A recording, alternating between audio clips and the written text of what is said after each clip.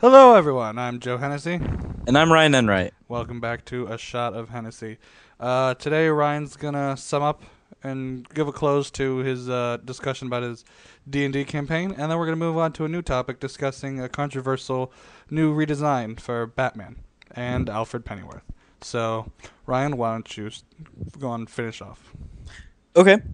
So last time in the session, they just kind of got into Windcrest and got introduced and did their first battle encounter. For those that weren't Mm-hmm. very familiar with it or whatever, kind of got them rooted in that. Put them on the main hook so that they can keep moving on in their main storyline. And we left off in the Westerly Wanderers Exploratory, or the WWE for short. There, they learned how adventures work, how, they have papers where you sign and you can buy them, and they're like licenses, and every adventurer is registered as an adventurer or a map maker or a sword for hire sort of thing. And they learn that there's a lot of money at the moment in map making because it's a very new country, and they don't have a lot of maps of the South near the orc homeland named Horizaka. Mm-hmm. That's because, the slave traders map it just fine, but they don't want to share their information because then it's more competition for business and such. So, from the WWE, they have the store guy help them secure a boat. The store guy has a friend, Mm-hmm. and they go to the dock, and they go pay like a discounted fee to get onto that ship, and they go southwards towards Horizaka so they can start, their little quest or whatever they're on. And while they're on their way there, a huge storm hits, just sunders the boat in at least 3 pieces, and they get washed up on shore. Well, it's raining, they can barely see, they're running, and they see that there's this like totally flat cliff in front of them, and they're running all along it at night, trying to find shelter before whether something hits them or if something comes up and tries to eat them, also looking for shelter or whatever. Oh, wow. And they come to this cave, and they spend the night in the cave, and in the middle of the night, they've come to find out that it's actually a cave full of goblin bandits. And they come out from a secret door from behind, and then there's a short combat encounter from there, and then that's the first actual dungeon, dungeon crawl that they go through, where they just go through 2 levels and a whole bunch of combat. And then they got some magical weapons from that, Summing that up because I really can't just go into detail of that, or else, I'd have to sit down with you and talk with you about it for like 5 hours. From there, they pick up, a story plot device that I created, which was a tiny little dancing figurine that looks like it has a peg on the bottom to fit into something else. But besides that, they don't really know what it is, except for the figurine is a girl with golden hair, and she looks sort of human, wearing a green emerald-like dress. Mm-hmm. From there, after, going through the entire cave and exterminating the goblins, they then travel. Well, they wait. And after they camp out, and it's daytime and the storm has passed, they travel outwards to see where they are. They can actually see the city of Windcrest up north, so from there they can get their bearings. And then from there they kind of travel southwards. And then after 2 days of traveling at night, they see this big light, and they recognize that that is the light of the most southern human city called Braunheim. Mm-hmm. And so they make their way there because that's as close to Horizaka as civilization gets. Ah. And that's where they left off right there. And the only thing that they really know about Braunheim is that it's a very secure place with lots of gates. Mm-hmm. Magic is strictly forbidden. And slave trading, that's the heart of it for the human civilization. Mm.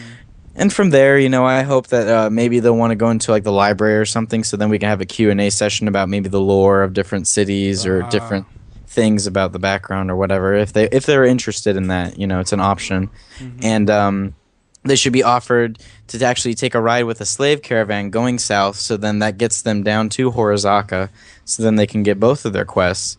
And from there, they're going to be captured by the orcs and taken to the orc chieftain, and then the figurine is going to come into place, and the bottle with the message in it is going to come into place as well, that only one character really has opened up and looked at. Ah. So, and then from there, it'll reveal the main story, and I'll develop it from there.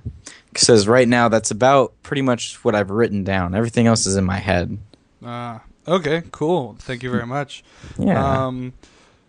uh, feel free to leave any comments in the section. Those of you who are listening on YouTube. How do you feel about his story? Did you like it? Anything that you thought was creative? Anything like that? Feel free to give some feedback to our friend Ryan. Um, all right. Something we're going to discuss is me and Ryan had stumbled upon an article saying that about talking about Batman Earth One, which is a graphic novel that's been kind of rumors around about it for a while now. It was announced about 3 years ago, and anyone who's played the new Batman Arkham City, it's actually an unlockable costume. Um, and it's a really good design. For those of you listening on YouTube, I'm gonna put the picture up right now. And if you notice it has the logo. It's more like an emblem, holding on to the cowl instead of more on the costume. He's got a different looking utility belt, and it seems like a very modern costume instead of the usual, speedo and cape. It looks really more like almost military like, and what a lot of people have been talking about is the new design for Alfred, Bruce Wayne's butler. He's had a past of military training. Ryan, I believe you said he was an SAS. Yes, ex SAS. Mm-hmm. And if you look at him, we're gonna put the picture up right now on YouTube, and which is the first thing I've ever seen. He's got like a goatee and like shaved head, like looked really like muscly, kind of like if Sean Connery were a butler, and because he's kind of got the dark eyebrows going with the rest of the white hair, and we've heard some people talking about it, thinking that like Alfred's not someone who really needs a do over, but and me and Ryan had talked about this in our own time, and about how Alfred seems to always be different among other comics, right, Ryan?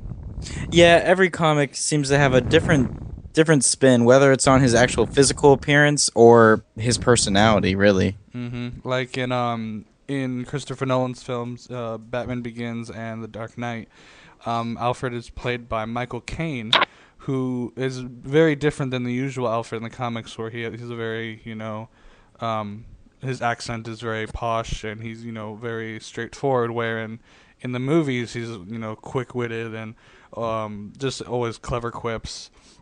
But and just how I don't think he's ever really wears like a butler's suit in the movies. I'm pretty sure mostly he just wears like an actual personal suit. Um, and also, I was telling Ryan how two comics I have is Batman Rest in Peace and Battle for the Cowl, which is the death of Batman, and then everyone figure out who's going to be the next Batman.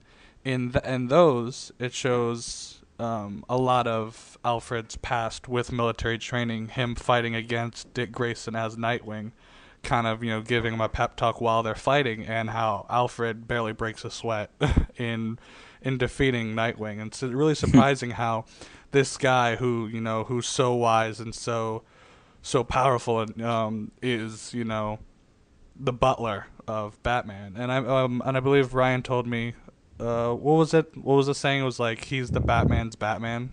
Yep, yep. Looking at our time. Well, basically, that's what Ryan had told me earlier. He said that, the Batman, who was a mighty detective, extremely powerful and intelligent person, that even he himself finds that he couldn't figure things out, but even his butler could. So it's interesting to see Alfred as this strong, former military guy, and thinking maybe he's going to be even more helpful than usual in the upcoming Earth One comics, where they've discussed saying it's going to be a brand new remake of Batman before he's ever really, known as the Batman. It's his up and coming in a contemporary world. So, all right, that's gonna be the end of this episode. Thanks for listening, and thank you, Ryan, for discussing with me. And like, subscribe, comment. We appreciate everything, and we will see you guys next time.